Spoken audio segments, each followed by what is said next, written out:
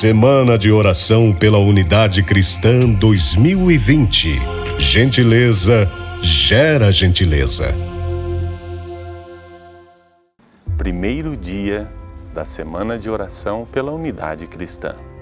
Hoje teremos como tema reconciliação, esvaziar-se para abraçar-se plenamente.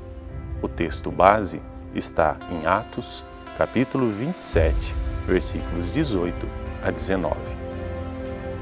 No dia seguinte, como fôssemos sempre violentamente sacudidos pela tempestade, jogou-se carga ao mar, e no terceiro dia, com as próprias mãos, os marinheiros abateram o aparelho do navio.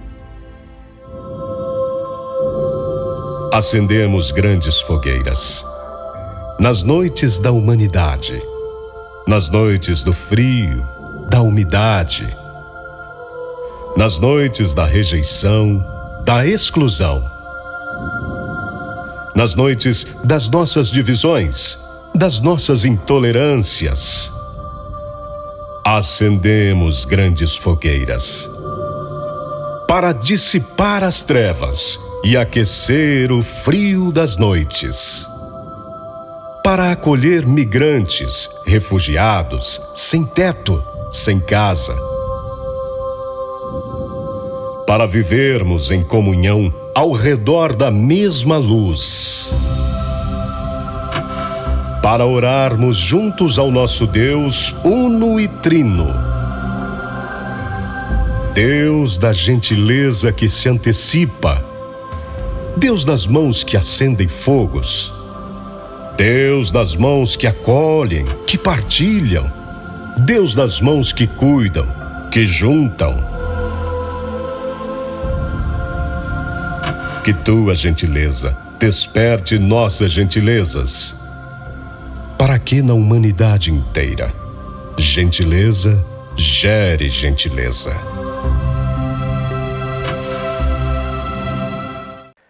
Queridos amigos, queridas amigas, queridos irmãos, queridas irmãs.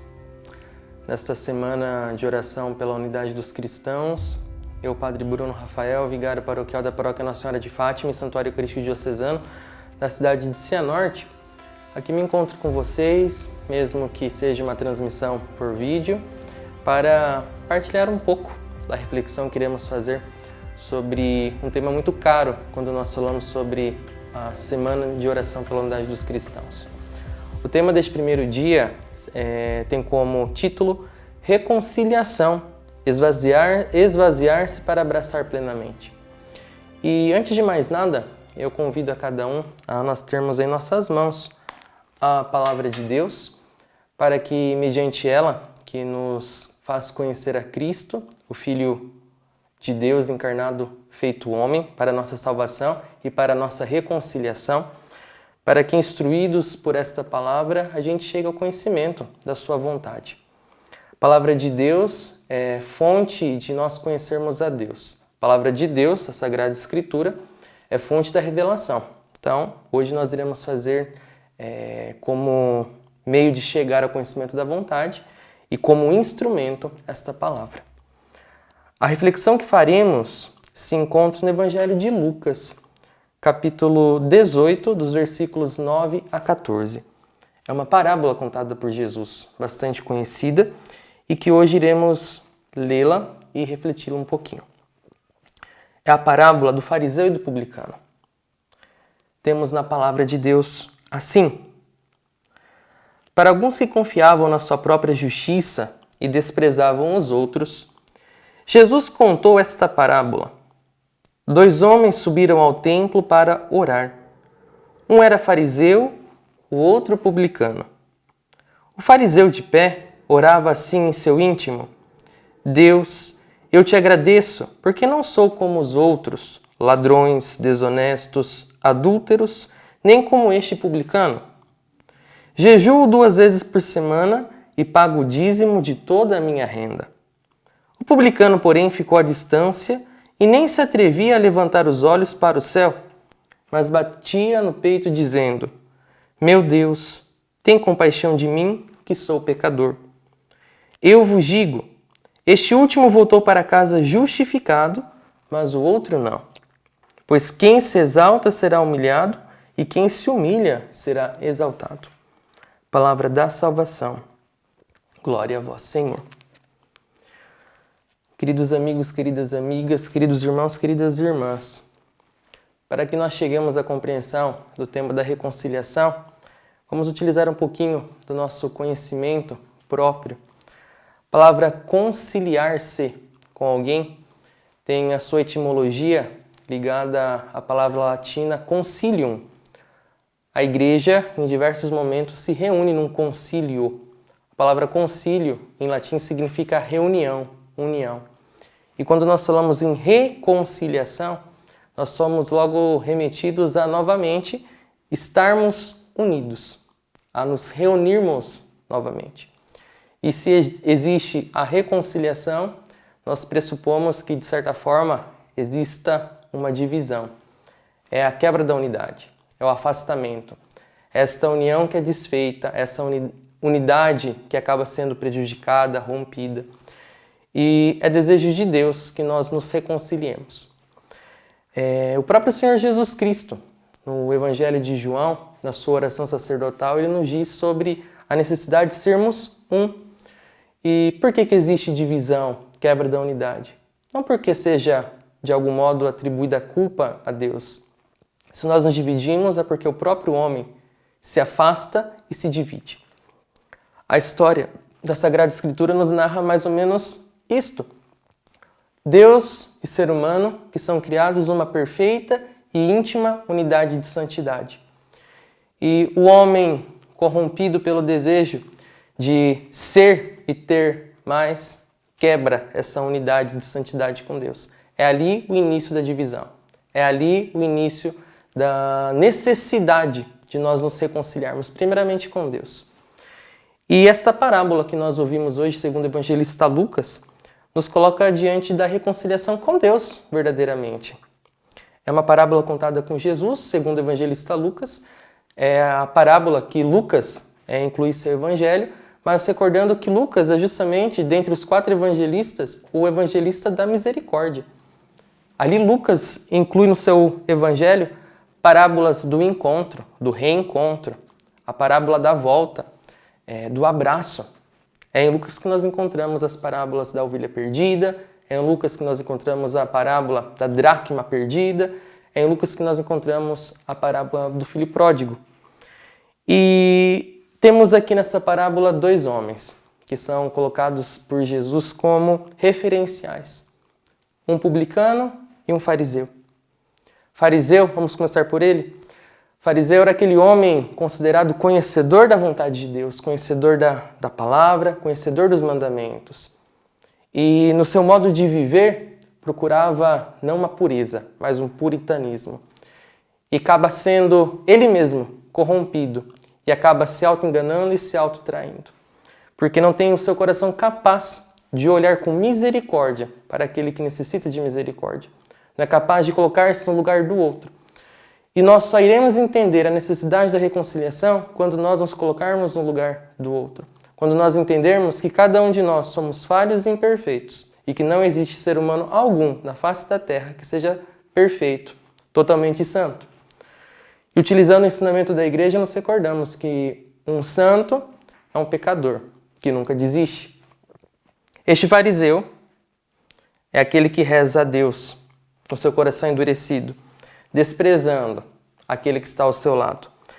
Deus, eu te agradeço porque não sou como os outros. Olha a sua dificuldade de colocar-se no lugar do outro, de ter um olhar compassivo e misericordioso. Ladrões, desonestos, adúlteros, nem como este publicano que está ao meu lado. Eu faço a minha obrigação. Obrigação?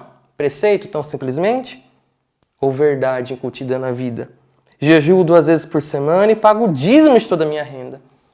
Se nós formos simplesmente nos fiar ao mero preceito, à letra morta, como diz tantas vezes Jesus, nós não alcançaremos a nossa salvação e a nossa reconciliação. Estaremos sendo causa da nossa própria condenação. Jejuar, pagar o dízimo, não é garantia de salvação. O que verdadeiramente salva? O que verdadeiramente salva é nós nos colocarmos no nosso devido lugar. Este publicano nos recorda a outra parábola da misericórdia do filho pródigo. Um filho devasso, que gasta tudo aquilo que o pai lhe deu, mas que reconhece-se pecador, coloca-se no seu devido lugar. Primeiro, resgata sua condição humana e a sua condição de filho, e por isso vai ao encontro do pai. E é o que faz justamente Jesus ao contar esta outra parábola. Esse publicano, reconhecendo-se pecador, ou seja, eu sou pecador, verdadeiramente, reconheço a minha culpa, mas procuro este Deus mesmo na minha indignidade. Reconhece na humildade, na pequenez. O publicano, porém, ficou à distância e nem se atrevia a levantar os olhos para o céu. Mais ou menos aquilo que diz o filho da passagem do filho pródigo. Pai, pequei contra o céu e contra ti, nem mereço ser chamado teu filho. Porém, batia no peito e dizia, meu Deus, tem compaixão de mim, que sou pecador. E todas as vezes que nós nos colocarmos na nossa condição de pecadores que somos, mas entendendo que a nossa condição, a nossa dignidade, é dignidade e condição de seres criados pelo próprio Deus, Deus de amor, Deus de misericórdia, nós encontraremos dele reconciliação e misericórdia. Pedro, quando se encontra com Jesus o chama e ele, espantado com a grande pesca milagrosa, Pedro, lança as redes. Senhor, nós pescamos a noite inteira e não pescamos nada, mas em obediência à tua palavra jogaremos. Pedro se espanta e qual que é a primeira atitude de Pedro? Afasta-te de mim, que sou pecador. E é ali que Jesus o chama. Jesus o quer como ele é. Jesus diz no seu evangelho também, segundo João, eu conheço aqueles que escolhi, e Deus nos escolhe tal como somos. Somos escolhidos por Deus na nossa imperfeição. Mas vamos fazer o seguinte, colocar a nossa imperfeição aos cuidados de Deus para que sejamos novamente levados à perfeição que Ele deseja? É assim para com Ele e assim para com o nosso próximo. Que nós não tenhamos mais divisões entre os cristãos, que nós nos esforcemos em trabalhar em comum, em unidade, para que tudo aquilo que seja divisão, tudo aquilo que seja erro, que nos afaste um dos outros, seja posto no coração de Deus, para que assim como Ele é misericordioso, nós sejamos misericordiosos também. Reconciliação é esvaziar-se, esvaziar dos nossos preconceitos, esvaziar dos nossos pré-julgamentos, dos nossos julgamentos, esvaziar de tudo aquilo que seja contrário a este amor verdadeiro, para assim podermos abraçar verdadeiramente, como é o título deste nosso primeiro dia de reflexão. E nós temos como encerramento dessa nossa reflexão a pequena meditação. A reconciliação verdadeira, o perdão verdadeiro, nasce necessariamente do amor. Amor pleno e amor verdadeiro. O amor caridade que fala Jesus. Sem este amor, é impossível que haja reconciliação e perdão verdadeiros.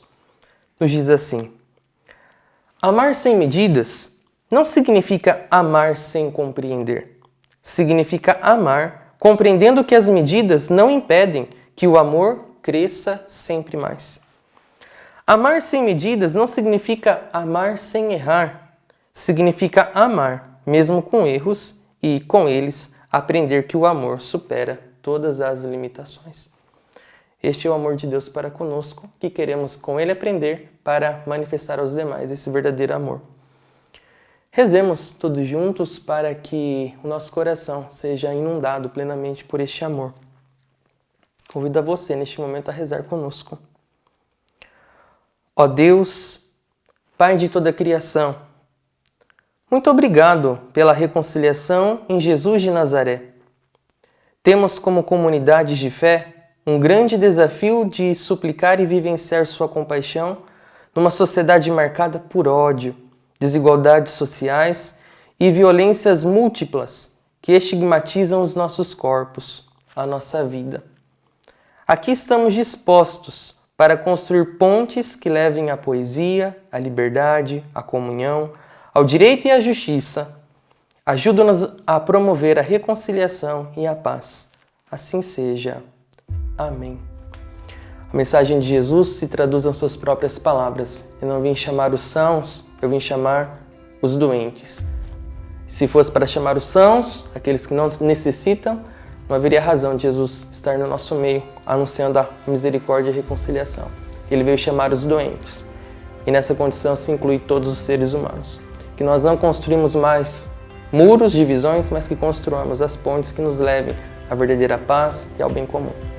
Muito obrigado. Deus vos abençoe.